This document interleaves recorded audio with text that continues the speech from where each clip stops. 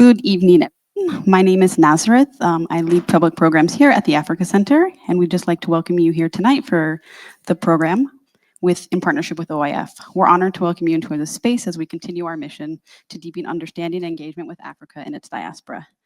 To start us off, I'd like to invite the permanent representative of the OIF to the United Nations, His Excellency Ambassador Michel Biang, up to give a few words.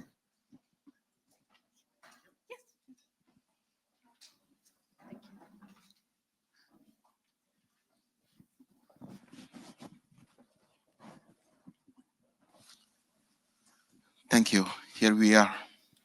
I've been told in diplomatic school that the job of a diplomat is to make peace and deliver statements. And tonight, as we are in Africa Center, I will make both. I will open the door for a cultural diplomacy, and I will share some remark. I want to guarantee you that it will not be boring. So let me, ladies and gentlemen, good evening, and let me tell you how privileged and pleased I am as ambassador of Organisation Internationale of Francophonie to be welcome this evening at the Africa Center, a distinguished institution devoted to celebrating African cultures and fostering meaningful dialogue and global understanding of Africa. The International Organization of la Francophonie brings together 90 member states, a third of which are rooted in the African continent. Through our work in cultural diplomacy, we strive to showcase the rich diversity of Francophone African cultures and to amplify the voices of African thinkers, writers, and artists on the world stage. It was therefore only natural for us to join forces with the Africa Center through my office of permanent mission to the United Nations in New York on this special occasion as we welcome today the celebrated Cameroonian writer Hemley Boum, winner of this year Prix des 5 continents de la Francophonie for her powerful novel Le Rêve du Pêcheur. By inviting Hemley Boum to share her voice this evening, we are not only honoring a work of rare literary strength, but also a profound commitment to storytelling that transcends border and transforms hearts and minds. At the International Organization of la Francophonie, we firmly believe that the French language should not be a static heritage, but a vibrant medium for creativity, progress, and shared expressions. Every author carries a unique vision of the world. A novelist from Cameroon tells a different story than a writer from Haiti or a poet from Lebanon. It is this diversity of perspective brought by more than 3,000 million Francophones across the 5 continents that forms the true richness and beauty of the Francophone world. We stand with the conviction that promoting Francophone literature is, above all, safeguarding the diversity of books, ensuring that a novel written in Dakar has the same opportunity to be read in Paris, Montreal, or Beirut as one published the world's major literary capital. Moreover, beyond supporting the literary work itself, we are committed to nurturing the entire ecosystem that sustains it, including authors who take narrative, risk, publishers who champion new voices, translators who carry stories across languages, and imagination, and the booksellers and libraries that bring this work to life for readers everywhere. In our organization, we view literary translation not merely as a linguistic exercise, but as a real tool of cultural justice and a bridge from soul to soul. Each time a Francophone text is translated, it transcends not only language, but also barriers of visibility, recognition, and access. Translation allows Francophone works to shine beyond our borders while also welcoming global voices into the French language.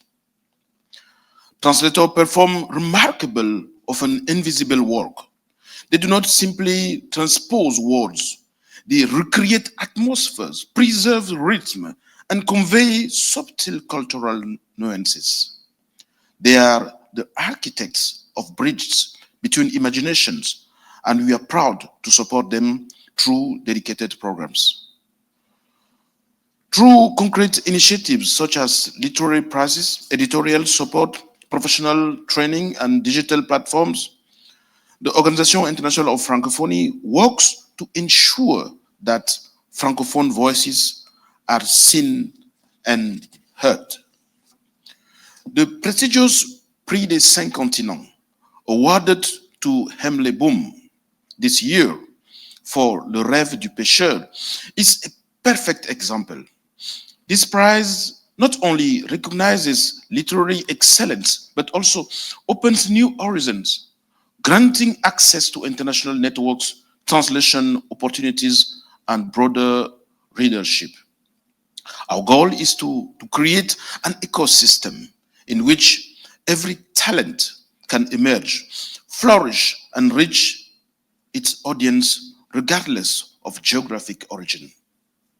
This evening, in welcoming Hemley Boum, we take a meaningful step together to listen to the voice of a writer who courageously explores history's silence, the coarse geographic, linguistic, and intimate borders with her, and to reflect on what it means to write in French today, from Cameroon, from France, and from the world. Each time a reader in New York discovers an African literary voice they might not have known, each time a work crosses linguistic and cultural divides, each time a young author finds the support to continue their craft, we move closer to a more vibrant, diverse, and generous Francophonie. I extend my warm gratitude to the Africa Center for its gracious hospitality and for enabling this dialogue with its community. I also thank our dear Francophone partner, Max Jean-Louis, for generously contributing his insight as a Haitian New Yorker to this gathering. And to you, our guests, thank you for your warm presence this evening. I wish you all an evening rich in dialogue and inspiring discovery. Thank you very much.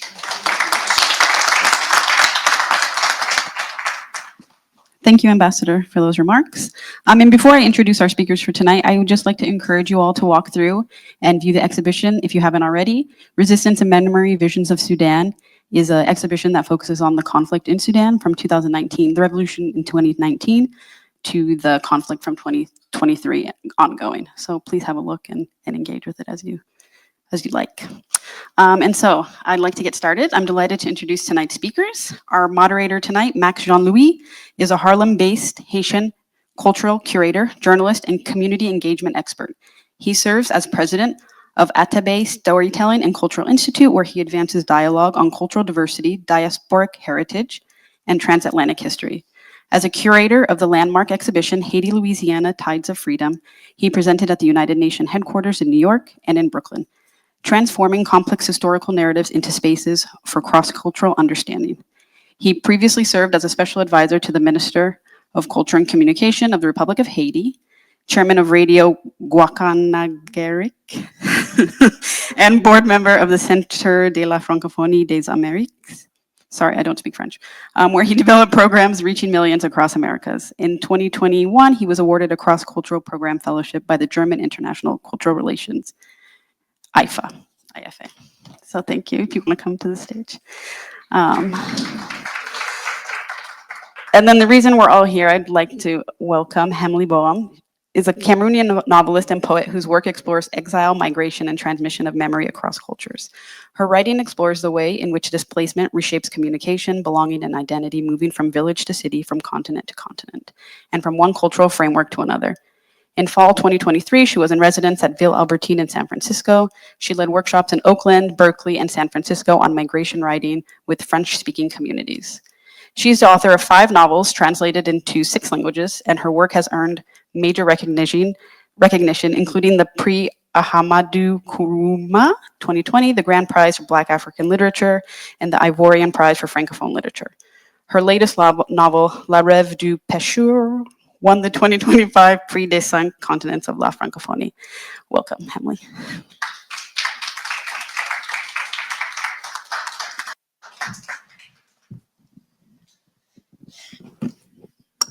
Thank you, Nazareth. Good evening, honneur. Ladies and gentlemen, mesdames et messieurs, my name is Max Jean-Louis, and I'm very pleased to be here with you tonight, this evening, for what promises to be an illuminating conversation about literature, identity, and the power of storytelling across continents. Obviously, we have accents. I'm Haitian and she's Cameroonian. We're not African American, so thank you for your understanding. I want to express my deepest gratitude to the Africa Center, this vital organization at the crossroads of Harlem, the place I call home. I call it our village because it's for us a village. And so the crossroads of Harlem and Museum Mile. I want to also express my gratitude to the Organisation Internationale de la Francophonie, Ambassadeur Biang, merci, cher Wotan, the cultural attaché, thank you. And thank you for coming on a Tuesday in New York. So they introduced Hemley already, but I was reading a lot about you, like researching. I saw that you spent like 10 years traveling to Africa. So obviously you're from Cameroon. Yeah. You had your like bachelor licence in Cameroon, and then you went to France, and then you came back in Cameroon for 5 years. And after that, you spent 10 years traveling Africa. So maybe if you can tell us more about that, where did you go? And if you can, because we are at the Africa Center, if you can share one memory with us that stays with you from those 10 years. Good evening, everybody. When Rotan asked me if I can have a conversation in English, I said yes, but it was a lie. I just wanted to come here in Harlem, so I say yes to everything. So I want to be frank with you. My English is not as good as I pretend. Sorry. So what happened is that, of course, I had I started my university studies in Cameroon, and I have my teacher here. Can you imagine? In New York, 30 years we didn't see each other, and we met again here.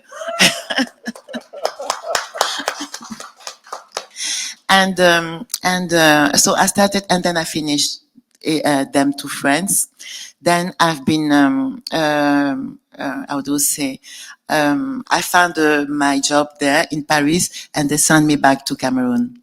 I worked 5 years in Cameroon. I get married, and with my husband and my family, we started traveling Africa.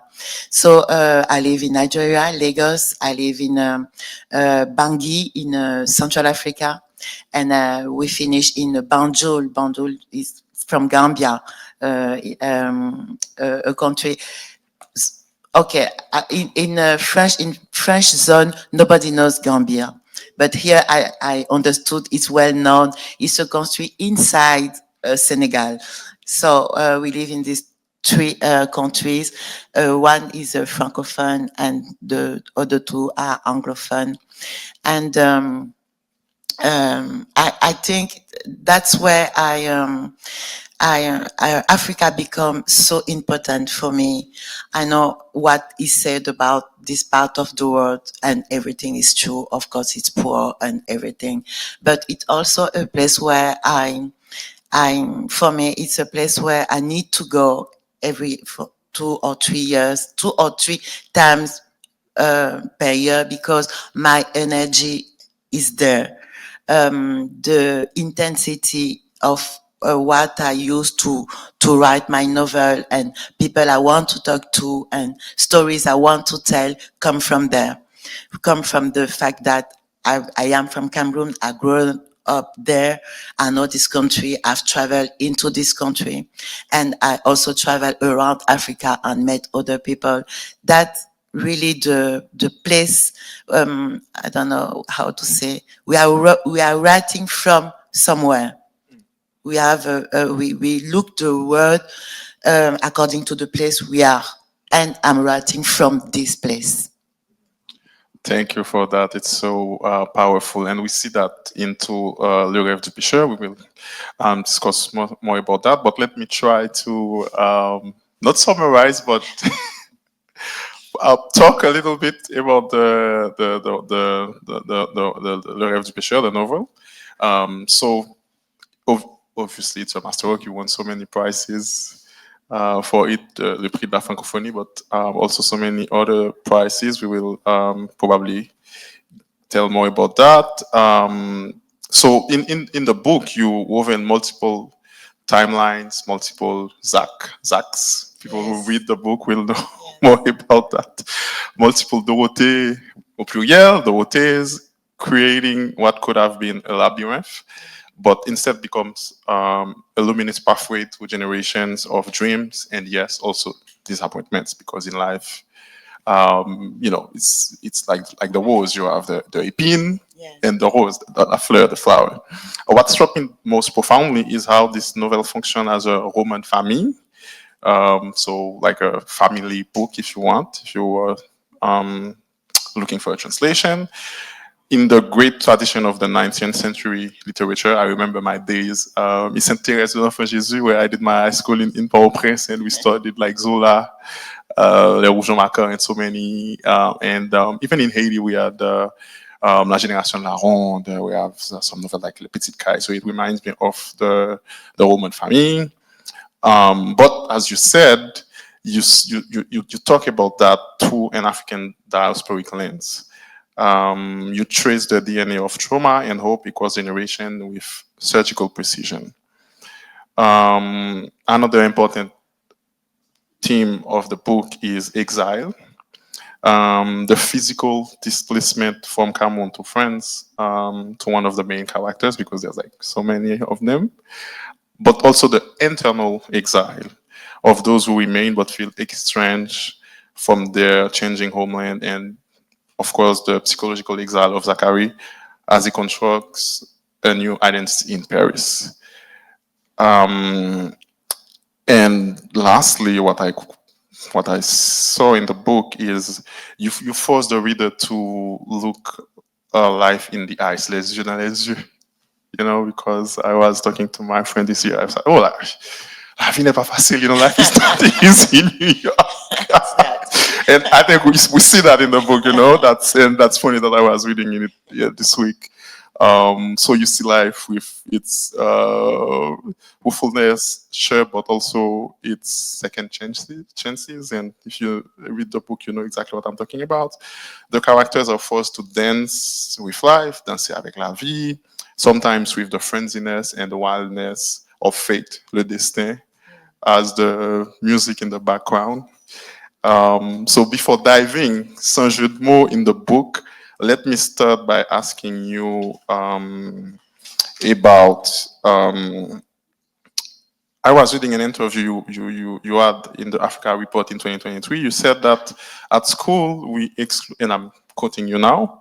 At school we exclusively read European authors. African were mostly absent even in libraries, which is crazy to me. But I know of that because in Haiti it's pretty much the same. Thank God it was changing before I left. So now, would you say that it's different in Africa from your perspective, as someone who has navigated both African and European publishing landscapes? What structural changes would most effectively amplify African voices? Maybe le Prix des Cinq Continents is helping with that. What would you say? When I grew up in Cameroon, of course, we had literature coming from everywhere in the world, but not so much from Africa. I really discover and study African writers very, how do I say, very late in my life. And there are not a lot of change now, because I will talk about Cameroon and France. A lot of books are still published with French editors, so they detain the right of those books, and the books still too expensive for people living in Africa. So if we want this book to exist in our continent, we have to find a way to make them less expensive so that people can buy it and read it. I used to hear, it's not true, that if you want to hide something to an African, you have to put it in a book. My own experience show me that it's not true. Every time I go in any country, Ivory Coast or Senegal or Cameroon, and I go there to talk about my books and to talk about literature and to talk about young people about literature, they are so passionate. They just want to know, they just want to read, but the books are not available as it can be in other countries, more healthy countries. What I've done with my publisher in Paris is that I just negotiate to keep the African right of my books and send them to an African publisher that can make them available in different countries in a lesser price. And when I do that, I see people read me and they know me, and they come to me when I travel. So reading in Africa, especially reading African writers, is really a question of how are they available, how are they distributed, and how are they helped to be known. And it's a lot of improve to do, so that this literature should be known as the other. And it's not done yet. Thank you for that. And yes, I experienced that myself when I was in Haiti. Like, if you want to buy, let's say, Daniel Lafayette, yeah, just to Yes, to cite, yes. but the book is what, 20, and it's in US dollars actually. So when you go to one of the places, Asterix or La Pléiade, so the book is what, 22, Yes. 27 US dollars. How many Haitians Yes, people would that afford is a the book? price. That are the prices also. If you want to buy Le Rêve du Pêcheur, this version of Le Rêve du Pêcheur, you have it €22, and for someone, especially for example a student or someone wanted to discover, it's much more expensive, much too much, and we have to find a way to have those books available. People want to read them. I can assure that, because when every time I go to Africa, every time I go there to talk about my work, to talk about books, and to talk about writers, especially young people, they are so interested, so much interested. So from time to time, I heard that how do I say, these WhatsApp PDF books. Oh yes. These contrefaçons of books. They have it in PDF, and of course I'm against these everywhere in the world. But in Africa, they can't counterfeit me. It's okay. I have no problem. They can make a lot of, or as much as contrefaçon they want. But it's okay for me. No, that's great. And you know, I'm from Haiti, and I like this year there were like two books about like I would say two important books because you know I always think that you should when you talk about book you should also be talking about other books. Of So course. yes. Yes, of course. Yes, and then the two books, one of them is from Marlendo, she's from Yale, and Colleen is from Yale also. So she wrote a book about Christophe, and then there's Julia Garfield, she wrote a book about Dessalines, but obviously they're in English and they're like being sold in the US. So I'm asking myself how the Haitian people will actually know about these books and then be able to buy them and to understand them because they are in English. So that's a very important topic. But let's move on. And we will have like a second, in a second time, we'll open the floor. So if you want to follow up on whatever we are saying right now, you can do that too. You are from Cameroon. I couldn't be talking about the book without asking you about your home country.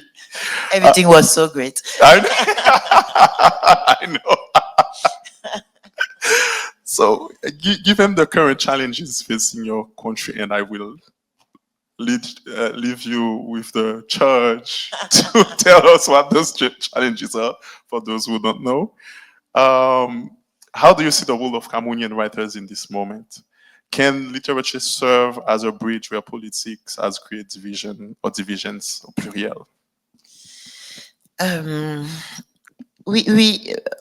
Okay, the political situation is very catastrophic in Cameroon. We have the same old president who is there for 40 something years and who is still elected again for 7 more years. So I will just put it aside. What I wanted to say about literature is in Cameroon we really have how to say a sort of heritage talking about literature. We have some of greatest writers who have really participate to the how to say the rise of African literature. We have Mongo Betty, we have Leonor Hamiano, we have so many writers. And it's a sort of tradition to talk about politics in our literature. We always do. Politics has always been a part of our literature. And I try myself to talk about history, our history, our politics, the way people try to move on these things, and the way we build ourselves in all those fights. And it always in my written, it's always in my novel. I've written 5 books. My third one was called Les Maquisards. And Les Maquisards is the book I wrote to talk about the independence of Cameroon and the fight was been done during this time. And I think it's the novel who decide me, who make me know what I wanted to talk about. Politics is the part of literature. Our history is a part of literature, and we have to talk about it to know where we are coming from and why we are where we are now nowadays. Thank you for that. So now let's dive in the book itself because I have to give the floor to the people who came in. Thank you again for that. That's you know, as you can see, I have like several bookmarks. So obviously we have like so many characters, sometimes with the same name in the book. And to be honest with you, it took me like until I reached the page like 100. Yeah. So like, now I get it because but that's the master. I would say that's the most brilliant thing you did in the book, because you put everything together, but the spaghetti was so good at the end. But for me, one of the main characters, if not the main character in the book, is geography. Yes. So even like the opening of the novel, so I will read it. I will try to do that several times this like for this event. And obviously, if you haven't read the book, please do so. I will read the first paragraph. À l'endroit où le fleuve se précipite dans l'Atlantique, l'eau est ardoise et tumultueuse. Mon Dieu, I love this. You know, I did with several. The first sentence is so important in a novel. That's so great. You know, I read it like so many times, even when I was like you know, the different part of the book. I went back to that first sentence. À l'endroit où le fleuve se précipite dans l'Atlantique, l'eau est ardoise et tumultueuse. Elle s'éclaircit à mesure qu'elle s'éloigne des côtes, en nuances de gris de plus en plus claires, pour finir par refléter la couleur du ciel lorsque celui-ci devient le seul horizon. So, from the coastal village where Zacharias, the grandfather, fishes, to the Parisian streets where the other the Zacharias, Petit Pas, now simply Zachary, is forced to reconstruct himself. Each location pulses with its own life force. How do you conceive of place in your writing? How do these landscapes represent for you? What do these landscapes represent for you beyond their physical reality? Alors.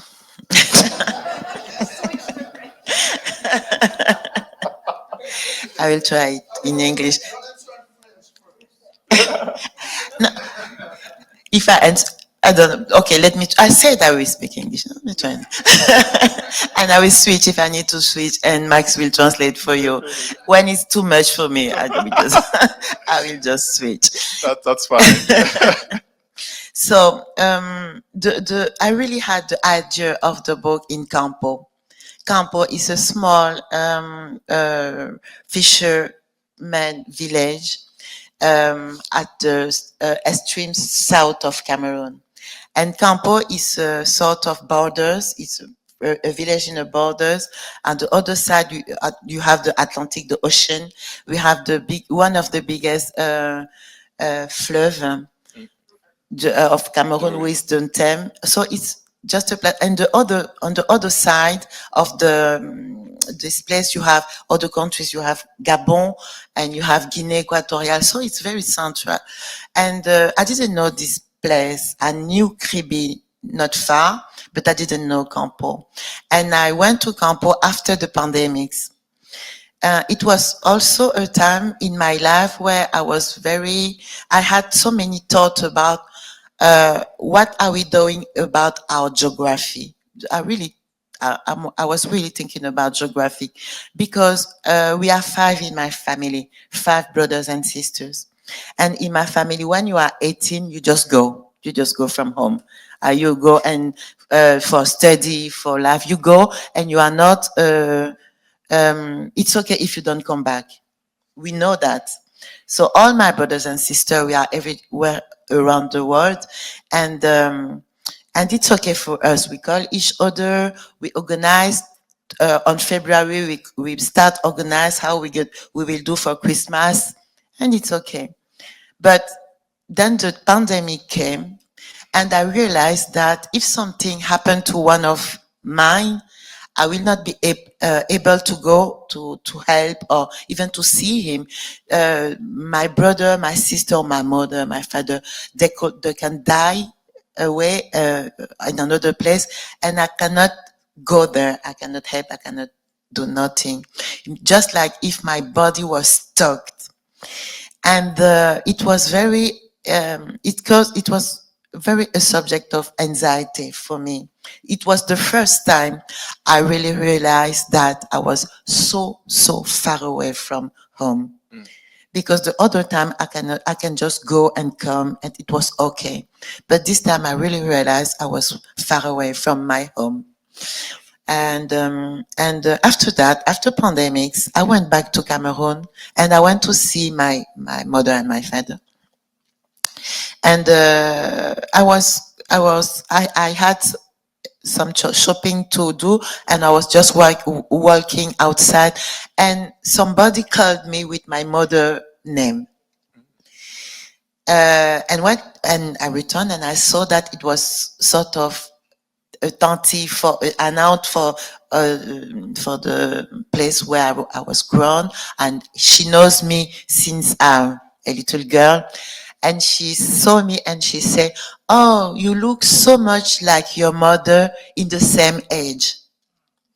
And I realized that I was living in a place where nobody never relates me to someone else. Never.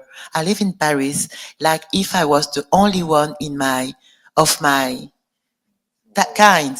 Nobody knows me. Nobody rely me to anyone. Nobody knows about my story. And it's the same for my sons. So the question is, what do I do with all those information? With Campo. Campo is a place, I went there, it's a wonderful place, but I saw that this place is not a place where people stay. It's a place from where people go out. It's and it's already sold. That what they told me, it's already sold, and maybe they will do something there. But people that are there here today, I know they will go. The place is quite empty. So all this information come and just questioning me about geography. What do we do of all those places that we have inside us that we create? Maybe we didn't have choice. Maybe we had choice, but we create those places. We come on other place. We don't have. We are not weighted. We don't have the place. Nobody knows. What are we do of all that? So le rêve du pêcheur is really came to answer those questions, because when I have a sort of great interrogation, normally I do a novel to answer. That's such a good way to answer this question, you know. And to follow up on that, one of my, it's not, I wouldn't say my favorite sentence, but it is. But you know, you will see why. It's for me, it was like a clap in English, a clack in French. And then I want to talk about exile, obviously, like just to follow up about geography. Okay. And on page 294, you said, not you, but Zachary, the main, one of the main characters, the grandson. Il said, est-ce que ma maison sera toujours ailleurs, à l'endroit où je ne suis pas? If I want to translate that is, will my home will always be away, the place where I'm not? So, you know, as an Haitian living in New York, I cannot go back to Haiti permanently or, you know, like for a long time because of the situation. So that's why for me it was like a clap, because I feel about the same. So obviously exile is an important theme on your book, and again, it's exile, you know, the physical exile, so be leaving Douala to go to Nanterre, to Paris. But I would say the l'exil intérieur, like the exile from within, so from their past, from their languages, from their dreams. So yet exile also creates space for reinvention. So I remember I was on a Zoom. Nazareth, she was mentioning that I was awarded a German fellowship in 2021, and then I was on a Zoom. I was already in the US actually, and then because it was hybrid, and then one of the trainer, he said, "Oh, Max, you are in exile right now." I said, "Wait." Oh, I mean exile. I'm not, because for me, when you say exile, I think about the Duvalier, about Jean Dominique. too. Exile, I'm thinking of like the big dictatorship of Yeah. Haiti. But it's not the fact that you cannot be in your home country, because I had a radio station for 4 years there, and I was working at the Ministry of Culture, and then because of the situation, I had to leave. So that's also an exile. So can you tell us more about why did this team has such an important part of in this book? In the book, I wanted to write the story of Zach. Is just the story of a young boy going out his country and knowing he cannot come back. He had a sort of injunction. Somebody tell him, "I will help you go, but you will never come back." And for a long time, I thought exile was just you go because you are forced to go, and of course you never come back. And so when people was asking me, was telling, "Oh, you are a migrant or exile, you are in exile," I was saying, "No, I'm a traveler. I just go and come when I want." And finally, as time goes, I realized that it's also a sort of exile, even though you can come back, because you build your life somewhere, and all the transmission that you can have, because transmission is also some fact of living in a place with other members of the community. If you are out of your community, there is so much lost. Of course, you have to reinvent, and you reinvent a lot, and you are obliged to be open-minded, because you have to understand the place you live there. You live, but it's also a sort of exile, because when I live in Paris, I'm 100% in Paris, and when I go to Douala, I'm 100% in Douala. But when I'm in Douala, I miss Paris. There is always a place that I miss. You see, in my everyday life, there is always a place where I'm not and that I miss. And for me, that's the definition of exile. Thank you for that. I want to give the floor to, the people who came, but I have maybe not the last question, but, before I open the floor, I could not be talking about one of the other main characters in the book, in my humble opinion, which is love, l'amour. Oui. So again, I will read, from the book itself, because I think it's the most eloquent way to ask the question. So in page 17, you said, you wrote, de quel amour s'agit-il? Il n'aurait pas compris quelle partie de son cœur, de son esprit ou de son corps était assez significative pour entretenir une relation émotionnelle avec l'océan qui lui avait dans un même élan arraché père et mère. And then later you said, comment cela aimer? Comme on désire une femme, comme on chérit ses enfants, avec la tendresse respectueuse que l'on éprouve pour ses parents, ou l'attention pleine de gratitude que l'on réserve à la terre que l'on cultive. De quel amour s'agit-il?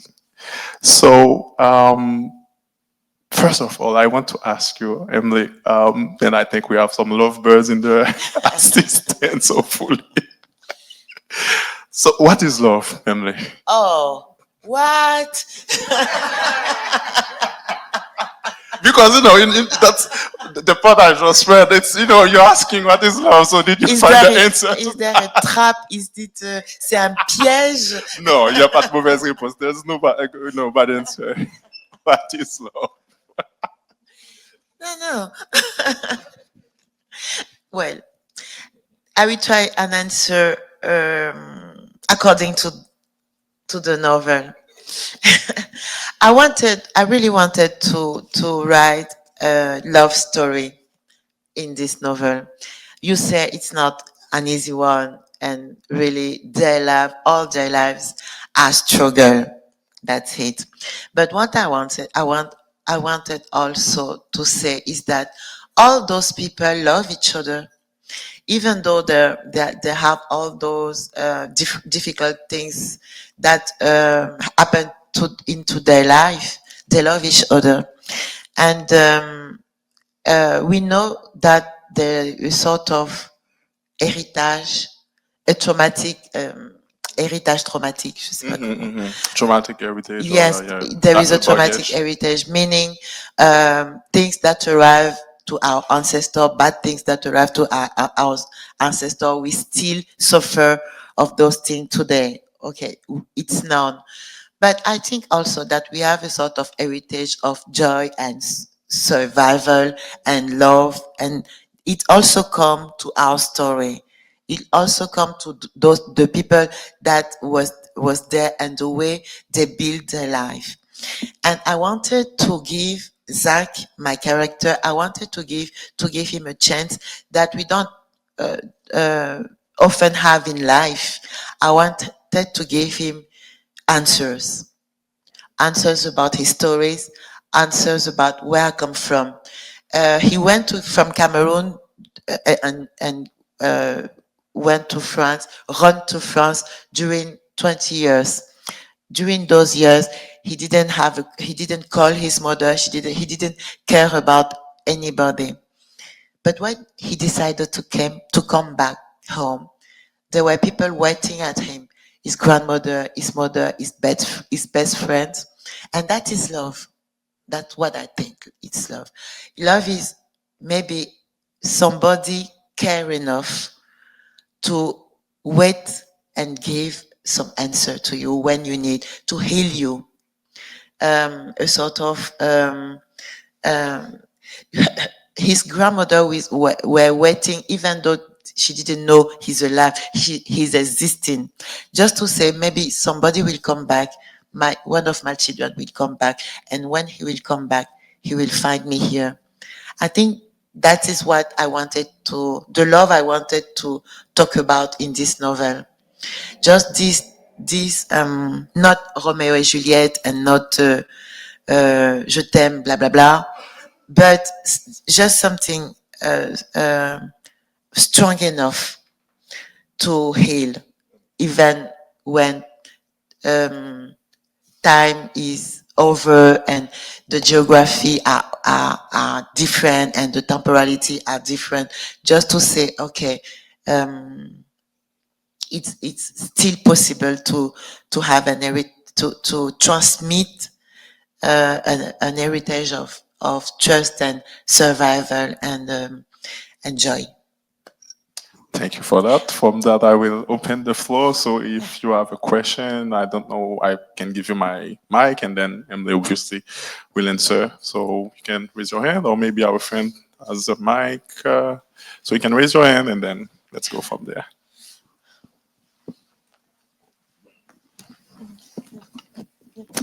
Hi, bonsoir. Bonsoir. Thank you so much. Your representation is so important. I'm just in awe. Like, thank you so much.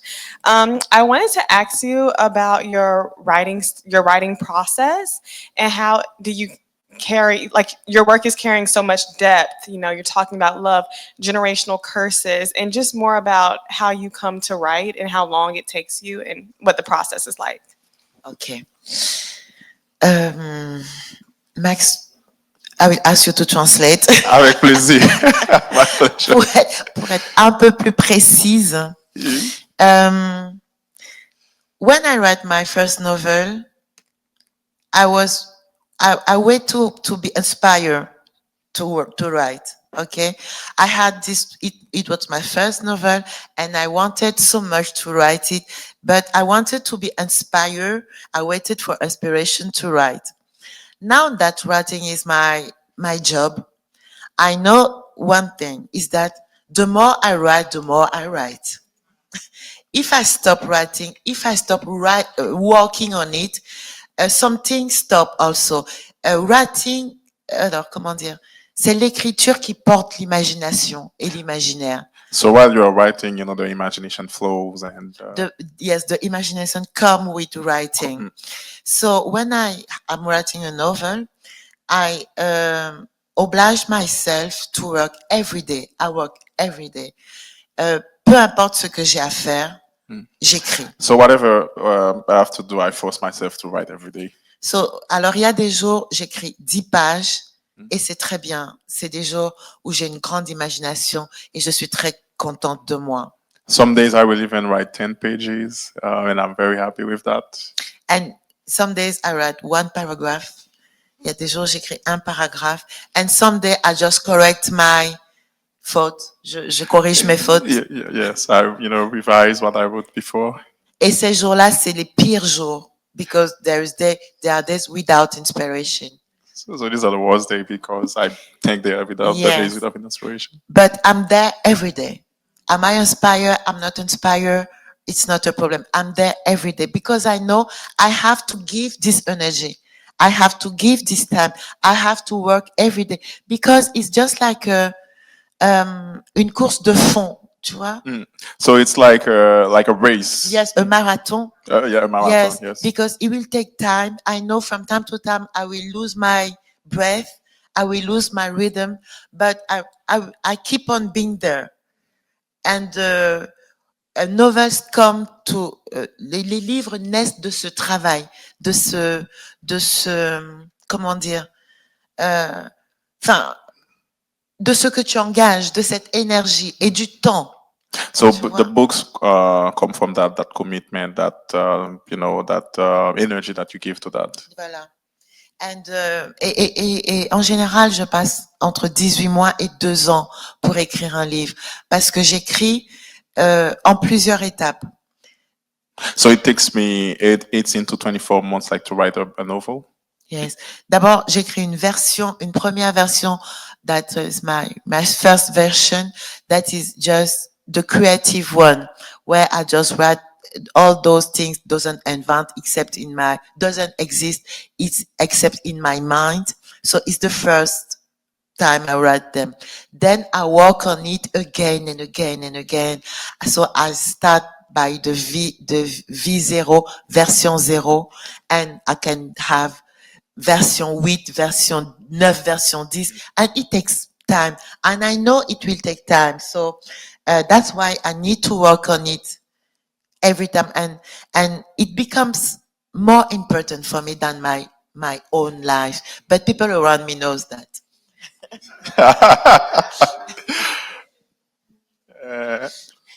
Sir, yes. I have a question.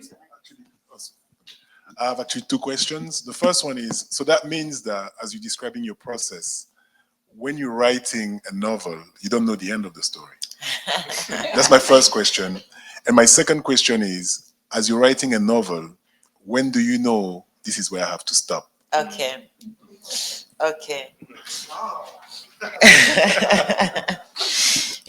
Sometimes I know for me to write a novel on a subject, it needs to be a subject that really touched me and really really important for me. If not, it will not. Comment dire? Ça ne me tiendra pas un roman. Tu vois? So I would not be able to make a novel from that. No, yes, I really need it to be a tough subject that I really want to explore. And sometimes I know where I want the novel to end, but by writing something else, it's getting right. So I need to find. I always say it's a sort of tiny link between what I said, the technique, donc la technique, donc tout ce qui est style, esthétique, et d'un autre côté le lâcher prise pour que l'histoire s'écrive. So it's like a dual approach. So you have obviously the technique, the aesthetic, the academics of things, and then obviously you have the liberty of going with the flow of the writing. Yes, and I have la seule chose que je veux, c'est aller au fond de mon écriture. Je veux aller au fond de ce que j'ai à dire en toute liberté. Et cette liberté aussi, je l'ai acquise petit à petit, à force d'écrire, parce que So what? Because it's so profound what you are saying before I get lost. So the only rule I give myself is to go as far as I want to, as far as I want to explore the subject, or like to in the subject that I want to explore with the writing, and then obviously it's a process. The more I'm doing it, the easy yes it is for me. The easier it is for me. Yes. My only question is, am I assez deep? Am I assez sincere? Am I going through all I wanted to say? And from time to time, I want to say something, and I know I have to let it, how do you say, to let the writing go, so that I go at the bottom of my idea. Tu vois? Parfois, ça s'écrit presque. Je sais quand je suis dans le juste. Parfois, ça correspond pas exactement à ce que je voulais dire, mais les personnages aussi dirigent l'écriture. So sometimes I know that what I'm writing is not what I want exactly, but the characters themselves, they guide me through my writing. Et il y a deux moments où je considère que c'est la fin. Le moment où quelqu'un d'autre lit, c'est-à-dire le moment où je donne mon livre à mon éditeur, c'est déjà la fin c'est déjà la fin de mon tête-à-tête. So there's two times where when I know that it's over, the writing is over. The first one is when I give the first draft to my publisher, to my editor, and then I know that the tête-à-tête, the conversation I've been having with myself while writing the book is over, and then I include my editor in that. Somebody else will have a word, somebody else will enter the discussion. So it's really the first end. And the second one is when the book is published, and I know, by the way, it's the end. But even when I read my books today, if you ask me, I will have things to change. Never. Like my sons, if you ask me, I will have things to change too. But Thank you. Anyone else? Thank you. It's a great conversation. Happy to be here. I have to admit that it's the first time I'm getting exposed to your books, and thanks for OIF for organizing this. My question a little bit is, what set you on the path to writing? Because growing up in Africa, I'm from Cameroon myself. That's why I came here, because I saw that it was a Cameroonian writer. And we know, studying in Cameroon, your parents always orient you towards professions, jobs that have a career. And I know the art is typically not one of them. So how did you decide to become a writer and choose that path? And the second question, if I may, is who are your inspirations, your literary inspirations, the other writers that you look up to, particularly the African ones? alors,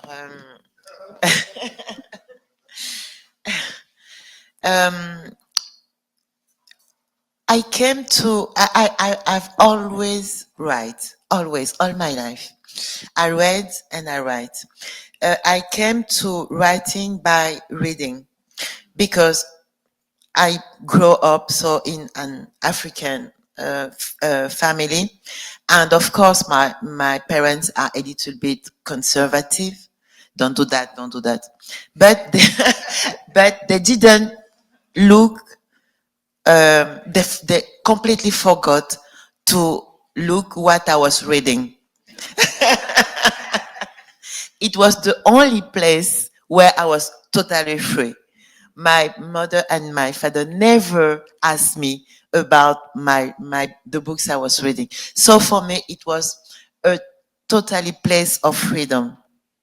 And when I was reading, my idea was also to say, oh, I have so much things to say about what I'm living here, about my friends, my family, my town, the place I was growing up.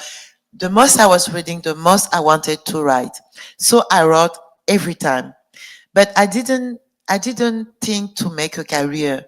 I didn't think to be a writer because first I didn't have example of writers. I didn't know how to be one.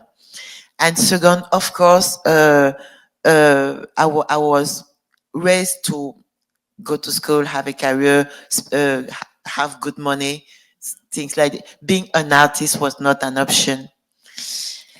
I published my first book 15 years ago. So really, I did it late in my life. I've done so many things first.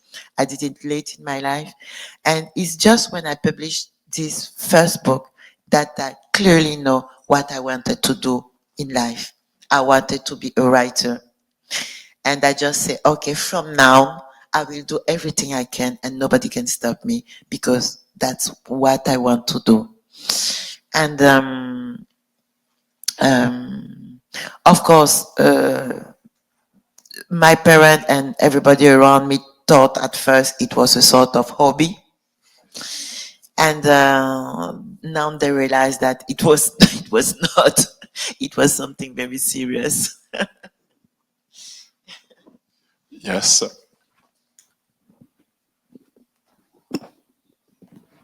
Hi, everyone. Thank you so much for putting this together. Thank you so much for coming here to New York, Hemley.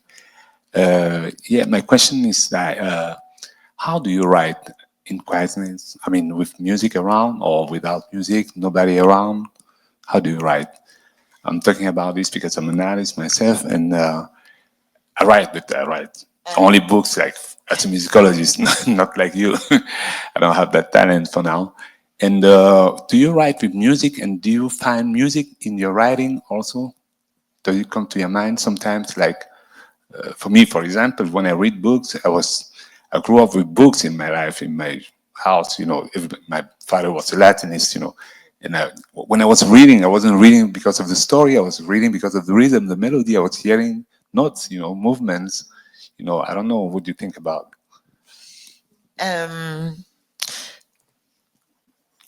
I can write. I live in Paris, so I wrote in terrace à la terrasse d'un café. I can write on a coffee or in a restaurant or in a train or in a plane or in a park. You know, I can write. I can write in a lot of places. I've learned to work with my inside place to write. You know, but I cannot write with music. I think it's the same part of my brain who write and who listen to music. So it cannot do both at the same time. But sometimes I have a sound in my mind. C'est-à-dire que I don't have a music, but for example, when I was writing Le Rêve du Pêcheur, and I just have a rhythm or something, a song that's come and come and come. And when I finish writing and maybe I'm doing something else during the writing of the novel, for example, if I'm right from this hour to this hour, then I will listen to this music, and I know it's with me every time. But I cannot. I don't know why. It's completely impossible for me to have music while I'm writing. It's just I don't know. C'est comme si c'était dans le même endroit dans le cerveau. Tu vois ce que je veux dire? Voilà, ça.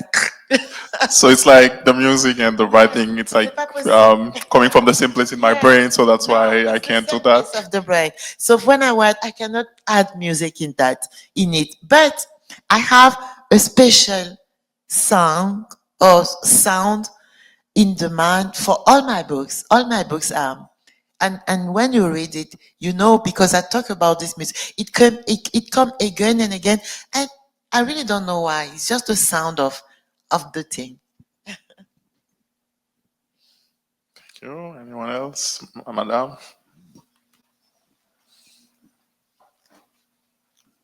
Thank you. Hi, thank you so much for coming. I'm thinking back to a seminar that I took in grad school. It was a Francophone literature seminar in contemporary literature, and we were talking about some of the different expectations in Anglophone audiences versus Francophone audiences, both in audiences and editors, actually. And I guess my question is, are there any particular expectations that you feel that you have to write towards, either in the audience of Francophone readers or Francophone editors, in the way that I think Anglophones, at least in the US, feel that they have to write towards? I can elaborate. I'm not sure I understood. It So- was a little, you speak too fast. Sorry. Sorry. When, what's his name? The writer who just wrote that book about his experience in Palestine. Do you remember who that is? Ta-Nehisi Coates, yeah. He talked a lot about how he was encouraged not to write towards Black men, towards Black boys specifically, or he's encouraged not to write stories about, African Americans in urban areas or in ghettos because they don't read books or they won't pick it up. And so you have to write specifically to an audience who you feel is most likely to buy the book. And I know that those expectations might be different, perhaps in the Francophone community, than it is in at least American Anglophoneness. And so I'm wondering if you ever had any particular notes from your editors, or if, just knowing your community, you felt the need to write particular things for the audience that you either are natively writing towards, or you might have to write towards for the success of the novel. I see. So I live and I publish in Paris. My first readers are French, because the book is published there, is distributed there, is in all the bookshop and the libraries, and just the book exists there. But I know one thing, is that the discussion I can have on my work in Paris or anywhere in Africa are not the same. When African people read my books, they are so passionate about what I write. For example, there is a place in this book where I speak about Douala. When I go to present my book there and I came to Douala, they always read this place, this passage, and we can talk about it. I don't know how many times. I feel like there's something just so intense and passionate, and it have nothing to see with what people can tell me in Western, old Western. The discussion I have on my books in Africa are priceless. And when I grew up, and I like all those books I was reading, and I liked them, what I was missing is the little girl I was in the books. I didn't exist in no books. I love all the books I read, and I was passionate with literature. What I missed is that I wasn't into the book. Neither the town I was going there, neither my mother, my best friends, and none of us were in the books. And when they read me, when I go to Africa and they read me, I know they are in my books. And for me, it's very important. Thank you. That was a great question. Mr. Abilom. Bonsoir, madame. Bonsoir. Enchanté vraiment de vous voir ce soir et bienvenue à New York. Je suis Harry Abilom, je suis d'Haïti. Et ma question, je vais commencer en français, puis après, je vais traduire en anglais. Comment tu vois ton écrit dans le présent, là, dans le moment qu'on vit, et qu'est-ce que tu veux laisser pour le futur? Or do you see your writing right now in the present, in the moment that we are all living right now, and what do you want to leave for us in the future? Thank you. I have 4 hours. I said when Rotan asked me if I can come here and it will be in English, I said, of course I speak English, but I really wanted to come here in Harlem because there is also a story a story I've read, a story I've seen in cinema, a story who I know there is so many links between this place in Africa, all the writers and music I love. And I wanted to come here. And I wanted to be written somewhere that Hemley came here. Even in my heart, it's enough. Tu vois? For me, it was very important to come here today. And what I want to the future, well, there is one thing I used to say is that I don't really care of the future because I won't be there. They will just find their own way.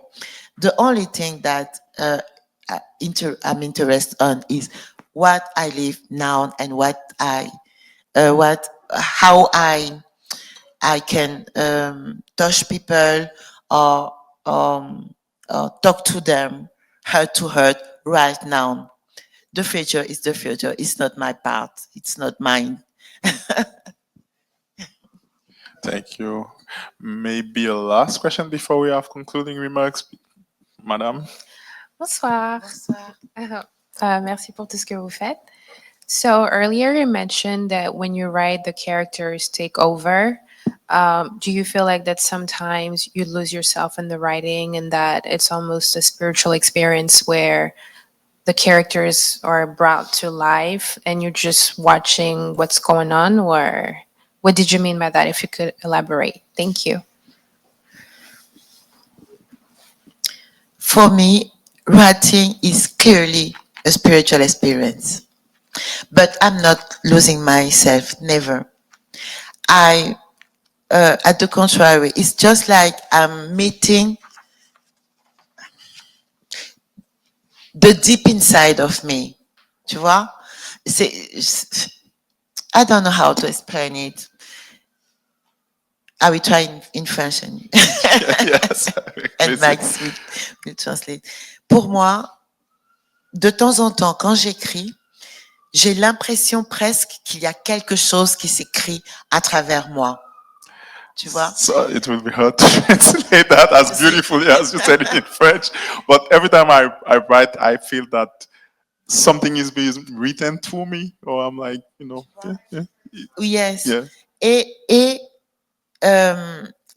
c'est très bien. C'est-à-dire, en fait, c'est juste encore une étape à l'intérieur de la connexion que je peux avoir, moi, le monde, l'endroit d'où je viens, tout ce que je porte. Et c'est ma façon d'exprimer ça. C'est pour ça que c'est tellement important pour moi d'écrire.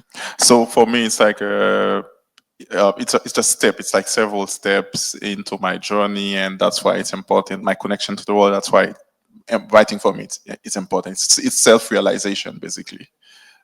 Je n'ai jamais l'impression de me perdre, jamais. Au contraire. Voilà. So I never feel that I'm losing myself. Quite the contrary. So yes, Mr. Khaled, yes. Hi, thank you for this beautiful conversation. It's been very rich. Having you here is such a treat. So many questions, but you answered most of them between the lines.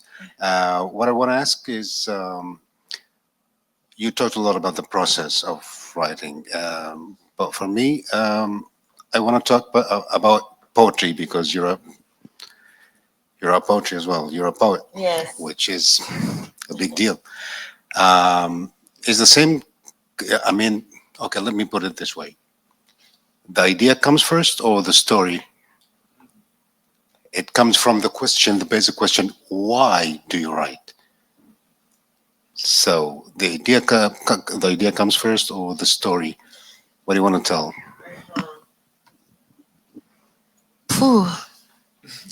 I'm so deep, I know. Yeah.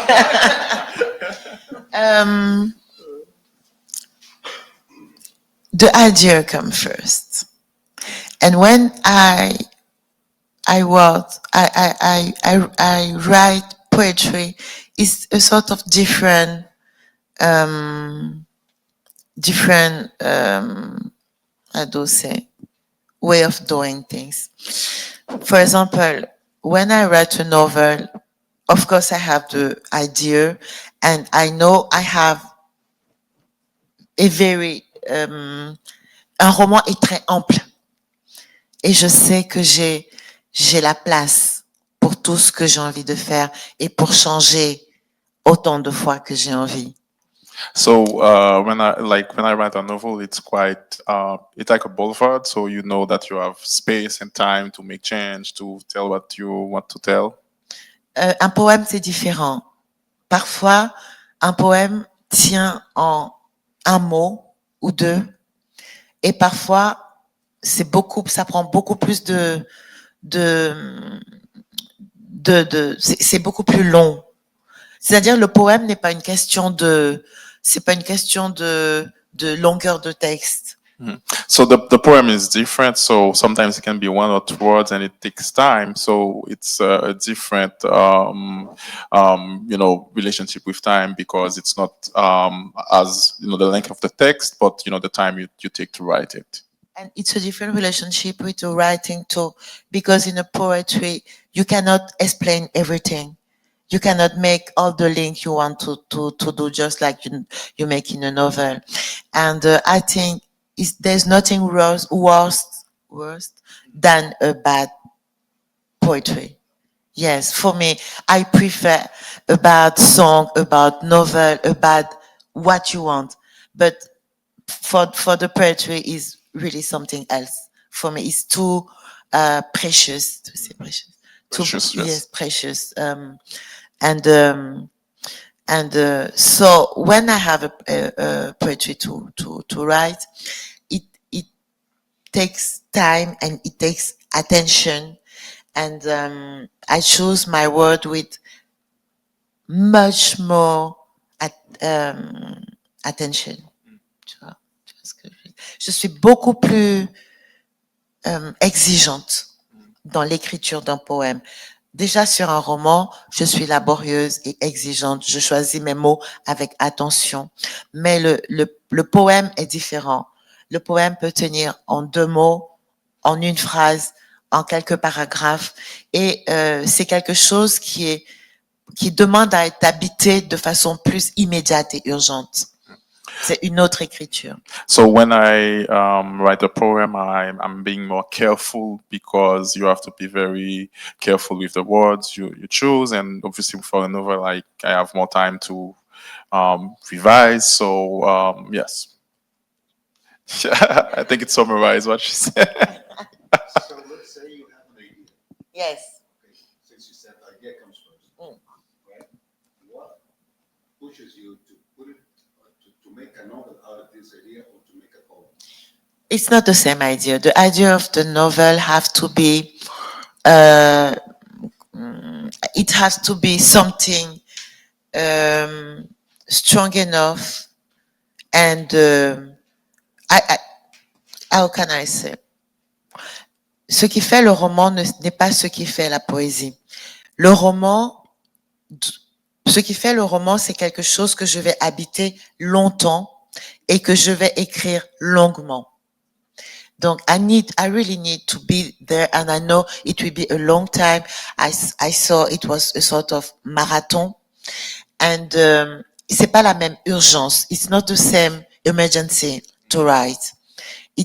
I know I will take all the time I need. I will use all the word I need, and I will have characters, and even the building of the characters, I need time for that. I need a lot of work for that, and I know I have all the freedom I need also. For the poetry, I don't know, the emergency is different. In my head, the time is short. The need to put those words, I say writing novel was a marathon. Let me say writing a poetry is much more than a 100 mètres. A sprint. A sprint, yes. Well, if I had to compare. Yes, it's almost 5. It's almost 8. So we have 5 more minutes. So last very quick. So thank you so much, and then I'm happy to be here. But I have a question. So, as an African writer of African descent, I was wondering: are there any topics that you do not write about, or in the process of writing, and you are inspired to write about something that comes into mind, and you say, "No, I'm not going to write about this." That's a very great question. You know, when I started my first novel, when I started writing, from time to time, I was stopped by thinking, "Oh my God, what do my father will think if?"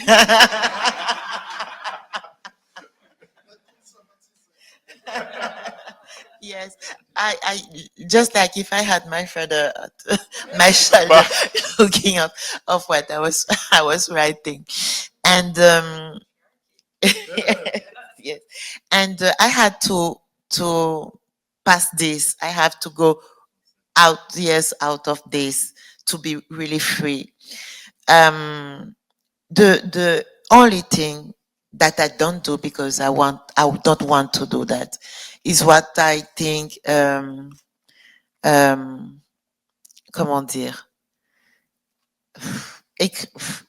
Écrire le développement, tu vois? No, no, just to say all these things. Oh, Africa, we have to do this and that. We are so poor and it's so difficult, and all the women are beaten. Oh, we are so submissive, and it's everything is sad, and we die tomorrow, and blah blah blah blah blah. I don't want this. Thank you.